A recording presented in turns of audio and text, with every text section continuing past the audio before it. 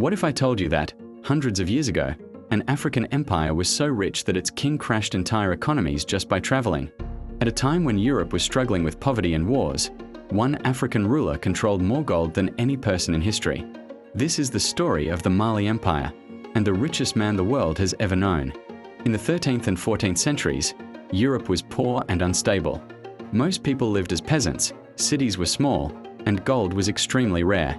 Meanwhile, many European maps labeled Africa as an unknown land, a place they barely understood. But deep in West Africa, something extraordinary was happening.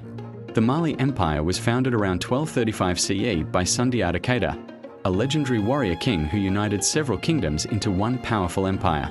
Mali controlled major trade routes, vast farmlands, and most importantly, gold. At the time, Mali produced over half of the world's gold supply. Gold wasn't just a resource, it was power.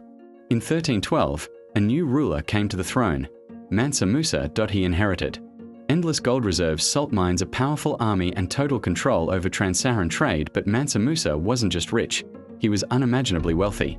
Modern historians estimate his fortune at over $400 billion in today's money.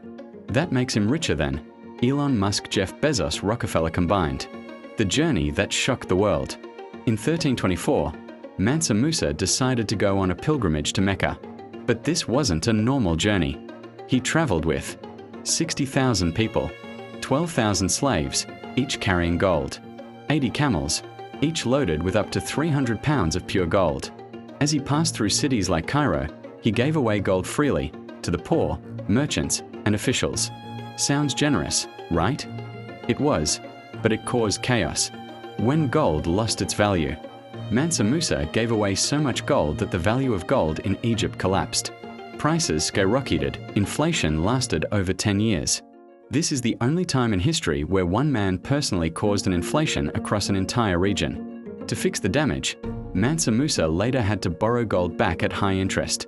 That's how rich he was. The city of Timbuktu. After returning home, Mansa Musa turned Mali into a center of education, religion, architecture. He transformed Timbuktu into one of the greatest cities on earth. Timbuktu had libraries with hundreds of thousands of manuscripts, universities attracting scholars from across Africa and the Middle East, mosques built with gold and fine craftsmanship.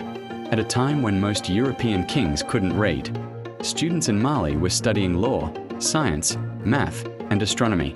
Why Europe couldn't compete? While Mali was thriving, Europe was dealing with plagues, constant wars, weak trade systems. European kingdoms simply did not have access to gold like Mali did. That's why on the famous Catalan Atlas of 1375, Mansa Musa is shown sitting on a throne, holding a massive gold nugget, a symbol of Africa's unmatched wealth.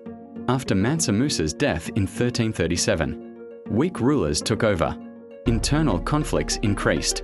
Trade routes shifted. New empires rose nearby.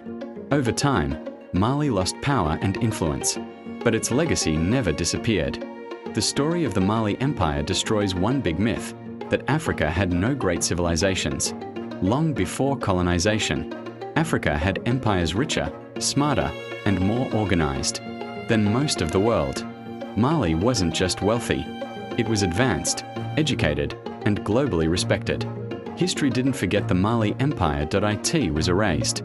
If you enjoyed this story, imagine how many others were never taught. Like, subscribe, and comment if you want more hidden history they never told you.